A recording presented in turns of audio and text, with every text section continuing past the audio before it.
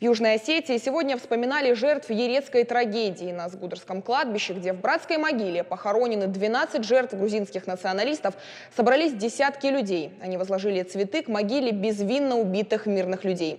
8 марта 1991 года около села Ерет грузинские националисты остановили машину «Урал», в которой 25 осетин ехали из села Дменец в Цхинвал.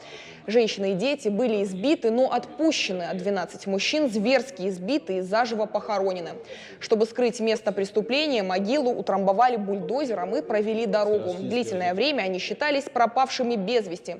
Их нашли лишь спустя 2 года и 7 месяцев. На траурном митинге присутствовал президент Анатолий Бибилов. Он отметил, осетинский народ каждый год будет чтить память жертв военных преступлений Грузии и призывать мировое сообщество осудить их организаторов и исполнителей. Этот год в Южной Осетии объявлен годом памяти геноцида осетинского народа. О непереходящей боли осетинского народа говорили сегодня участники международной конференции. В Юго-Осетинском госуниверситете собрались ученые, политологи и историки. Были представлены доклады о борьбе южных осетин за свободу и независимость в разные годы. Актуальность этой темы не определяется сегодняшним днем. Может быть, в большей степени ей придают значимость, потому что 100 лет в этом году геноцида осетинского народа. А все остальное, оно важно с момента, когда был совершен этот геноцид, то есть с 2020 года.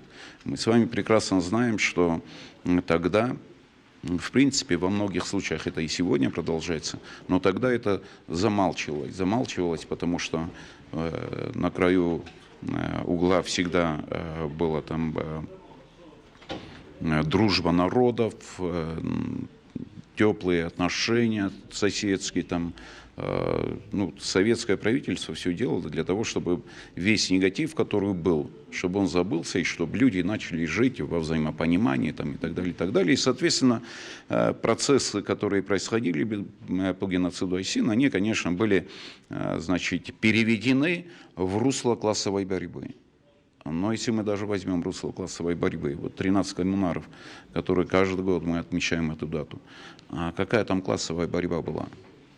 Это не 13 коммунаров, а люди, которые были простыми рабочими, которых просто расстреляли. Перевели это в разряд коммунаров, потому что тогда борьба меньшевиков, большевиков, а ребенок-то, какое отношение был к коммунарам? То есть это заувалировано было под геноцид осетин, было заувалировано под борьбу, под классовую борьбу там, большевиков и меньшевиков. Поэтому значимость она всегда, и без сомнения она значима в первую очередь для народа Осетии, для самих осетин в первую очередь.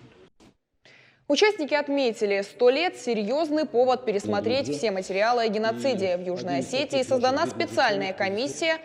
Полноценное участие в ее работе будет принимать МИД. Как сообщил полпред президента, по вопросам постконфликтного урегулирования Мурат Джоев, Южная Осетия впервые вынесет вопрос о признании геноцида южных осетин в 1920 году и одним из таких наших видных ученых... На Женевской дискуссии по безопасности в Закавказье полпред уточнил, что очередной раунд дискуссий намечен на 31 марта, 1 апреля текущего года. Международные дискуссии по безопасности и стабильности в Закавказье проходят в Женеве с 2008 года с участием России, Абхазии, Южной Осетии и США при посредничестве спецпредставителей от ООН, ЕС и ОБСЕ и остаются единственной платформой диалога между Сухумом, Цхинвалом и Тбилиси.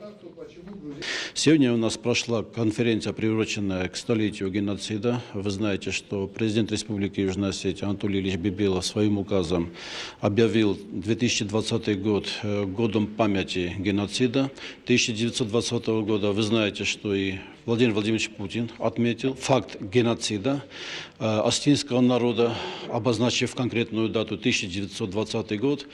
И то, что сегодня произошло в стенах нашего университета, это первая по-настоящему масштабная международная научно-практическая конференция, где выступающие докладывали не только непосредственно выступая в конференц-зале, но и в режиме онлайн.